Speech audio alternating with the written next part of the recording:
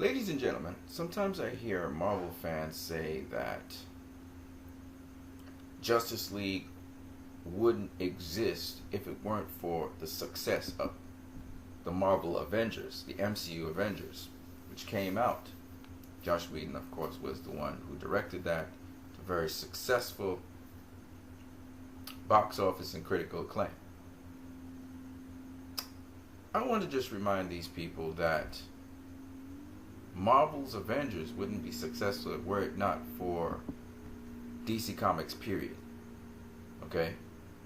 The very first superhero comic was Action Comic #1, which featured Superman. So if it wasn't for that comic, none of these comic book movies would exist. Period. Secondly, were it not for Superman 1978, that movie and its success, we wouldn't have comic book movies. So first of all, we wouldn't have superhero comic books, and then we wouldn't have superhero comic book movies. And as if that's not enough, Batman 1989 changed forever how comic book movies would be portrayed. And if it weren't for Batman 1989, you wouldn't have Avengers. The other thing that's interesting is that people claim that Avengers is the first successful superhero comic book movie. That's not true. The first successful superhero comic book movie was X-Men. And that came out way before Avengers. So I just want to put out these statements because I hear it a lot, and truth be told, Justice League would be just fine if Avengers didn't come out, because Justice League was in animated form, Justice League was in the comics, and DC was there way before Marvel even existed, and on top of that, the DC movies were there, comic book movies that is, way before Marvel movies. So it would have come out just fine, okay?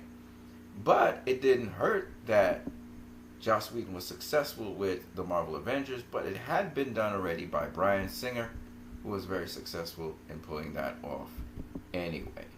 So that it's kind of not true that, even though this is a Marvel franchise, it's not the MCU though, it's not true that Justice League owes it all to the Avengers, and that if the Avengers weren't existing, Justice League wouldn't exist. No, they would have come around to making a Justice League movie at some point in time.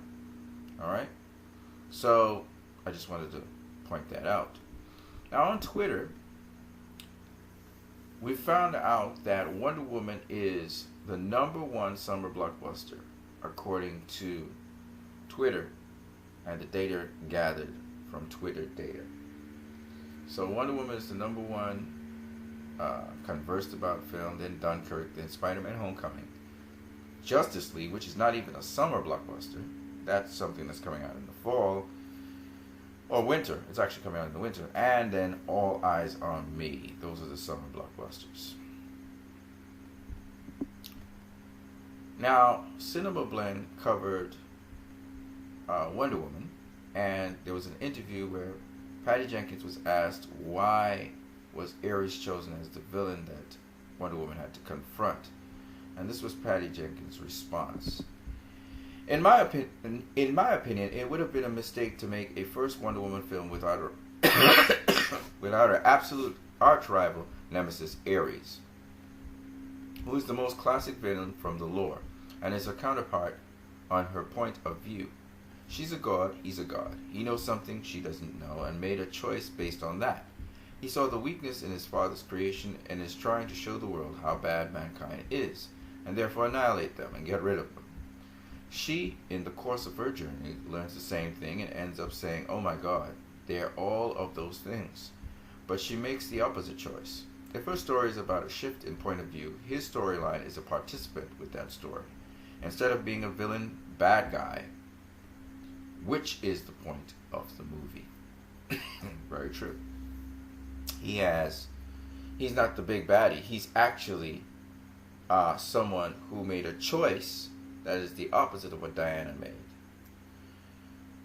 bearing in mind the atrocities that mankind is capable of. But they are also capable of very good things, as she saw in Steve Trevor. So she made a choice to preserve them and let love prevail. All right, so I thought that was pretty awesome. And then we look at Wonder Woman's box office. Wonder Woman's box office now is $406,658,251. When you look at the daily box office, which is what I really want to focus your attention on, $276,655 for Tuesday, which is really good. It's on course to make an extra $1 million by the end of the weekend.